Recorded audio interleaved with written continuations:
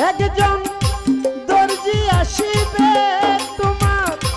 দেহের মাপ নিবে একজন দর্জি আসিবে তোমার